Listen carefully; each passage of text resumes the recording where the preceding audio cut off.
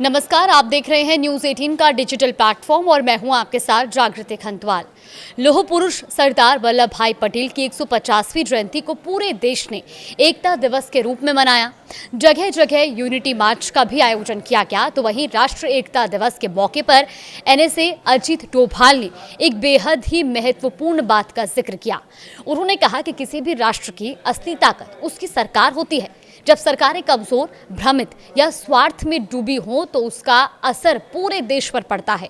उन्होंने बांग्लादेश, श्रीलंका और नेपाल जैसे देशों का उदाहरण देते हुए कहा कि जहां सत्ता बदलाव संवैधानिक तरीकों से नहीं बल्कि अस्थिरता और खराब गवर्नेंस से हुई, वहां राष्ट्र डगमगा गए। किसी राष्ट्र की असली शक्ति उसकी सरकारों की शक्ति है।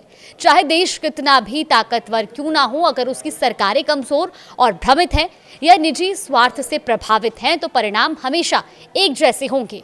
उस राष्ट्र का पतन होगा और अव्यवस्था होगी।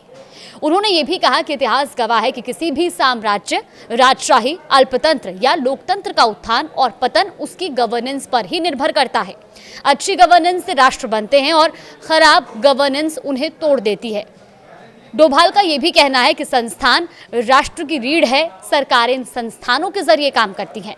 इसीलिए जो लोग इन संस्थानों को बनाते और पोषित करते हैं वही असली राष्ट्र निर्माता है।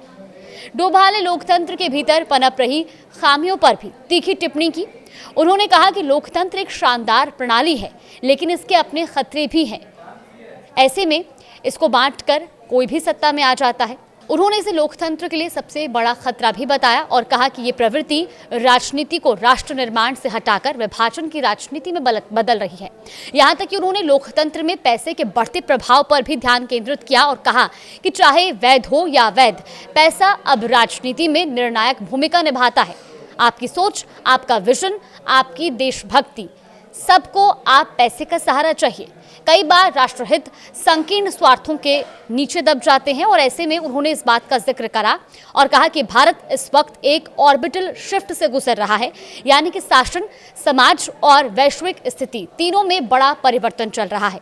ऐसे दौर में सबसे जरूरी है स्पष्ट दृष्टि और मजबूत नेतृत्व।